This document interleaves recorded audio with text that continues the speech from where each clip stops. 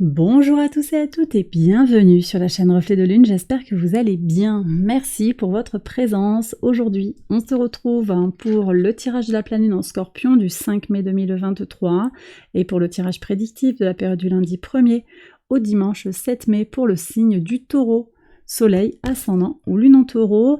Comme d'habitude, le tirage que je vous propose a pour but de vous aider à faire le point sur votre chemin de vie dans le contexte de cette pleine lune.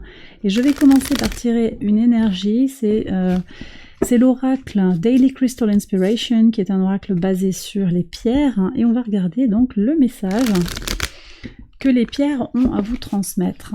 Alors cette carte qu'on va tirer, elle peut venir donner un conseil, elle peut évoquer les énergies qui vous entourent cette semaine, elle peut également vous guider pour travailler avec elle sur les 7 prochains jours. On y va pour les taureaux. Alors, quelle énergie est là avec vous? Je regarde après, je vais continuer le tirage, je regarderai tous les messages après.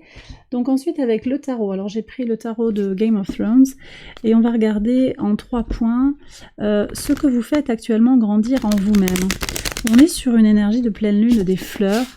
La lune des fleurs, c'est la pleine lune du mois de mai, donc on est sur les énergies du soleil en taureau, énergie fixe.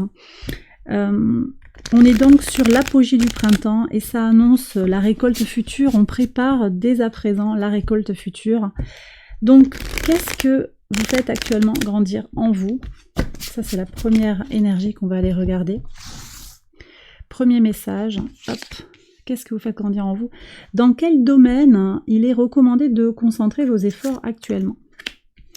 Et enfin, on ira voir votre point fort pour passer les énergies de cette pleine lune qui sont quand même délicates, puisqu'on est quand même sur une pleine lune en Scorpion qui vient parler de psyché profonde, qui vient également nous parler des émotions qu'on nourrit, peut-être pour certains de la rancune, de l'envie, quelque chose qui serait comme ça, des sentiments un petit peu qui... que l'on nourrit peut-être, tout en sachant qu'ils ne nous permettent pas d'avancer. Et puis cette lune en Scorpion, elle évoque par analogie la maison 8, la maison des changements, des transformations profondes. Et donc elle vous invite à vous questionner sur ce qu'il y a à transformer en vous, les transformations nécessaires, les transformations en cours, d'accord? Donc là, je prends un message de l'oracle du pouvoir du lâcher-prise, un message personnalisé, d'abord pour les soleils en taureau, ascendant en taureau et lune en taureau. Et on y va pour les interprétations. Alors, votre pierre, quel est le message de la pierre? Oh, la pierre de soleil, très bien. Trouvez du plaisir, prenez du plaisir dans les choses que vous faites. Intéressant. Bon, les taureaux, peut-être que vous travaillez beaucoup actuellement, vous êtes très très axés sur le travail, sur la réussite, sur l'engagement dans ce que vous faites. Également peut-être sur le désir de réussir quelque chose, l'objectif que vous vous fixez, d'accord? En même temps, on vous dit ici de profiter du paysage, vous voyez, de profiter du chemin qui est parcouru. Ok, il y a un objectif, ok, vous travaillez dur, mais il faut peut-être penser à se faire plaisir également. Bon, quand même, avec le soleil dans votre signe, on est sur des énergies comme ça, très tournées vers les plaisirs de la vie. Mais ici, la pierre de soleil vient vous apporter son message d'espérance, de joie aussi, de faire rentrer du bien-être, de la joie, du plaisir dans votre vie, de ne pas vous oublier sur le plan, du plaisir, tout simplement, d'accord? Alors, ça peut être en connexion ici également avec Vénus qui est en Gémeaux, donc peut-être que ce plaisir, il peut aller se prendre avec les autres, parce que vous allez être en contact avec d'autres personnes, parce que vous allez vers l'autre sur le plan émotionnel, sur le plan sentimental. Ça peut être aussi tout simplement parce que vous prenez du plaisir à titre individuel à faire quelque chose de concret. De concret d'ailleurs, ou pas seulement, ça peut être aussi apprendre quelque chose avec plaisir. Mais en tout cas, changer peut-être la perspective, si ça vous semblait être une contrainte, peut-être qu'il y a quelque chose qui n'est pas ajusté. Est-ce que c'est nécessaire? Est-ce qu'on est trop la tête dans le guidon? Il y a tout ce questionnement-là qui vient pour vous, les taureaux, Bon, Jupiter n'est pas encore dans votre signe, mais je vous dirais quand même aussi attention au surmenage. Attention au surmenage, parce que vous avez peut-être un désir que les choses avancent très très fortement. Le soleil qui se rapproche d'Uranus aussi, vous avez peut-être ce désir très profond de changement, peut-être un sentiment d'insatisfaction par certains aspects, d'où la notion de je profite de la vie comme elle est pour l'instant. Allez, on va regarder le tarot. Donc, qu'est-ce que vous faites grandir actuellement en vous? Ouais, l'as de denier. Donc, il y a quelque chose qui est naissant, j'allais dire égal à vous-même. Vous faites grandir les choses, vous aimez prendre quand même du plaisir à faire grandir les choses. Donc, c'est ça. Vous êtes là sur cette démarche de j'ai un nouveau projet, j'ai une relation naissante, je vais faire fructifier ce que j'ai là autour de moi, je vais agrandir, faire pousser quelque chose dans mon jardin intérieur. C'est une petite graine, c'est quelque chose qui vient de débuter. Une relation, un projet, une idée, un apprentissage, et c'est ça, c'est quelque chose qui est débutant, mais qui est fort également. Dans quel domaine il est recommandé de concentrer vos efforts actuellement? Alors ici, on a le cavalier d'épée. Le cavalier d'épée, il nous indique une certaine... ici, il nous parle un petit peu d'une forme de ténacité, mais d'une ténacité tournée quand même vers une action à tout prix. Donc, il est recommandé apparemment de veiller à choisir vos combats. C'est ce que je ressens ici. Quel combat vous choisissez? Parce que peut-être vous avez de multiples opportunités de faire grandir une chose ou l'autre. Peut-être que vous avez plusieurs business en cours, vous avez plusieurs relations possibles, beaucoup d'amis autour de vous. Vous avez peut-être besoin aussi de choisir, de faire preuve de discernement par rapport aux relations, là où vous engagez votre énergie, votre passion, votre envie. D'accord? Donc le domaine dans lequel vous avez besoin de concentrer vos efforts, c'est plus un domaine, je dirais, de communication, d'échange et d'intellect. Qu'est-ce que vous entretenez avec les autres? Quel combat vous choisissez de mener? On est presque aussi, c'est l'intellect, mais c'est aussi la pensée complexe, les valeurs. Quels sont vos idéaux?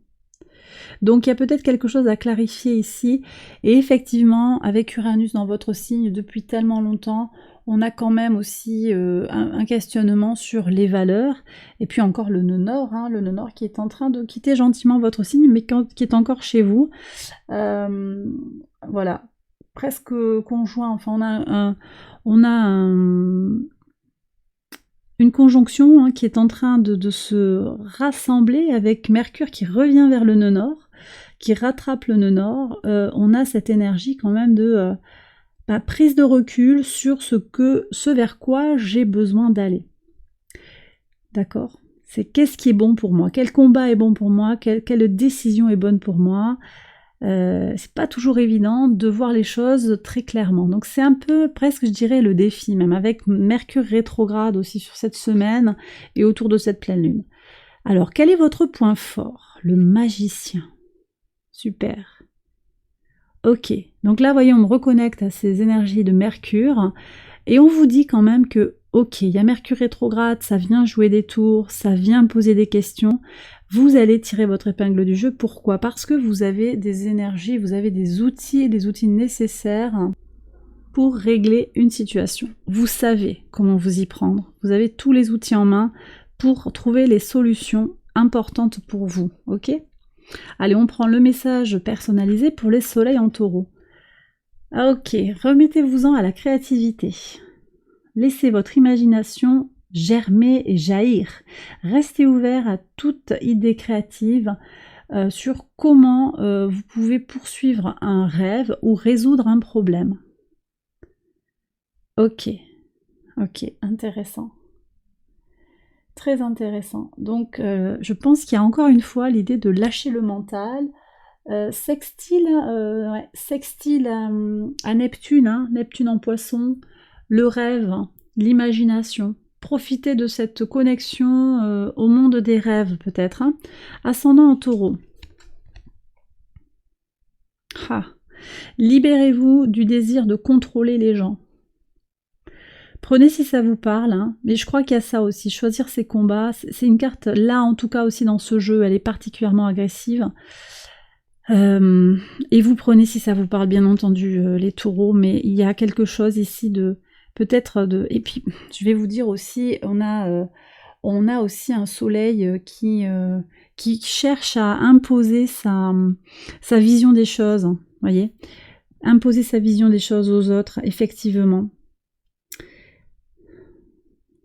Ouais, avec le carré à la lune noire, on peut avoir du mal à conscientiser un petit peu ce qui nous pousse en relation avec les autres. Hein. La lune noire, elle est connectée ici en lion avec l'ego, comment je me compare aux autres. Hein. Donc il peut y avoir ça, par peur de ne pouvoir agir, carré lune noire au soleil, par peur de ne pouvoir agir parce que, voilà, on déplace le problème et on se met à contrôler les gens. Vous prenez encore une fois si ça vous parle, ça pique un peu et je suis désolée, mais elle est là, la carte, donc elle doit venir parler peut-être à une part de votre âme, peut-être à une certaine personne autour de vous, c'est possible également. Alors, et puis contrôler les gens, mais c'est contrôler les situations. Quand je vous parlais de contrôler de choisir ses combats, c'est aussi ça, c'est de chercher à contrôler l'issue d'une situation. Peut-être que ça ne vous appartient pas, cette situation, parce qu'elle appartient à l'autre. Vous êtes tombé dans une situation contrôlante, où vous décidez ce que doit faire l'autre, alors que c'est à l'autre, en fait, de prendre sa responsabilité. Donc, ici, on vous parle d'être surcontrôlant. Et ici, ça peut saboter, on vous dit que le fait d'être trop contrôlant peut saboter les relations. Pour atteindre avec plus d'efficacité vos buts, retirez-vous, rassemblez-vous et donnez à la situation un peu de respiration. Ça peut permettre effectivement de libérer un petit peu l'espace, hein, je vous disais. Ça libérera de l'espace pour l'autre, mais également pour vous, et vraiment avec cette notion de légèreté, de soleil, de positif. En fait, on s'en fiche un peu de ce que pense l'autre, de ce qu'il veut faire. L'autre a sa responsabilité aussi dans les situations. Donc on peut lui laisser, vous avez le droit de lui laisser aussi sa part d'autonomie, sa part de responsabilité. De fait. Allez, pour voir, lune en taureau. C'est excellent parce qu'on a vraiment quelque chose de très tourné vers comment je suis avec les autres. Là, on a au contraire, donc il ne s'agit plus de contrôler quoique, abandonner l'habitude de faire plaisir aux gens. Voyez, donc on a un peu couvert différentes façons d'être aux autres. Il y a quelque chose qui est très lié, je le disais, à la communication, au contact avec autrui. Donc, formulez vos besoins et soyez égal à vous-même, soyez pas égal à vous-même, soyez véritable avec vous-même, soyez, comment on appelle ça, true to yourself, en accord avec vous-même, quoi. Concentrez-vous sur votre propre bonheur plutôt que sur l'idée de toujours faire en sorte de rendre les autres heureux. Ok. Bon, alors j'ai terminé cette première partie. Vient un peu bouger les choses, hein, je pense. Prenez vraiment si ça vous parle, hein, et puis on va voir comment tout cela résonne avec le tirage prédictif que je vais maintenant réaliser.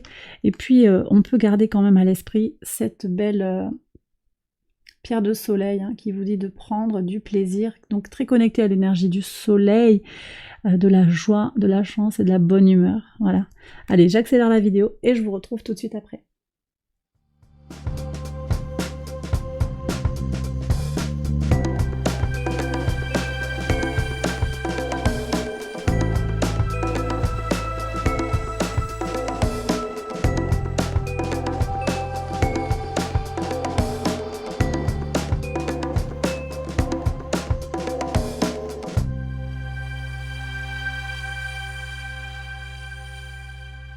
Alors on y va les taureaux pour les interprétations au quotidien. Alors sur le lundi 1er mai, qu'est-ce que vous avez?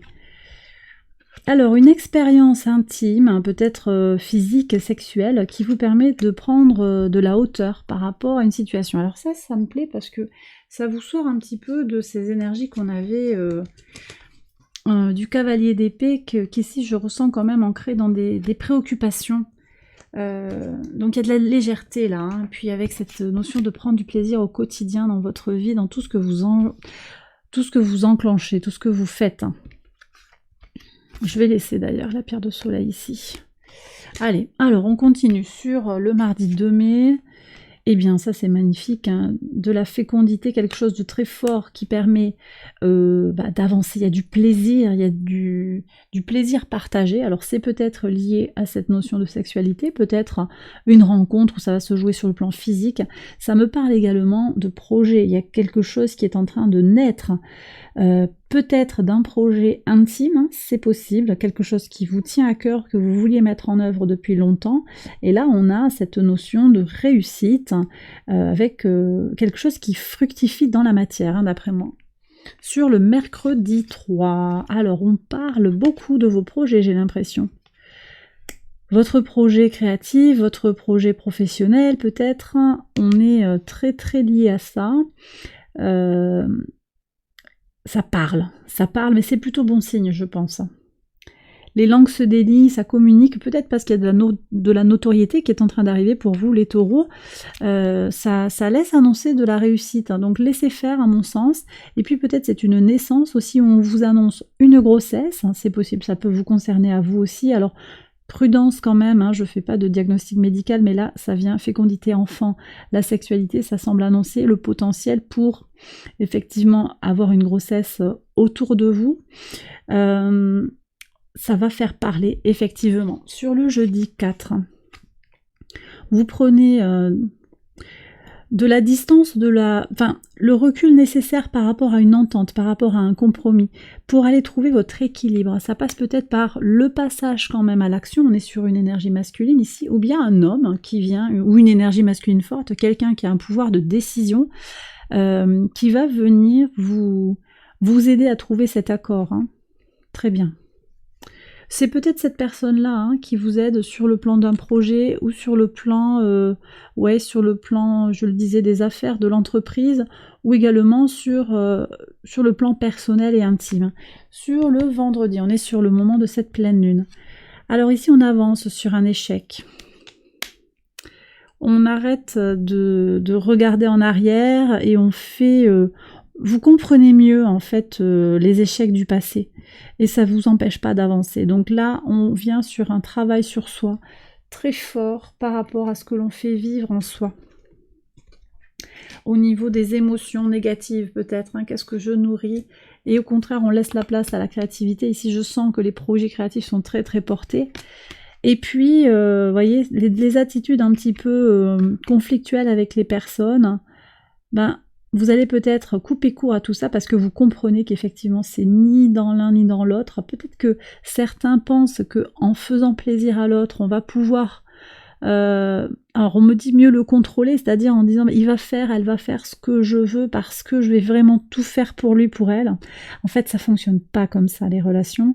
Et là, en tout cas, l'oracle vient vous le dire, donc vous avancez sur ça. Moi, je pense que effectivement cette pleine lune, elle va vous révéler des choses sur ce que vous essayez de réparer.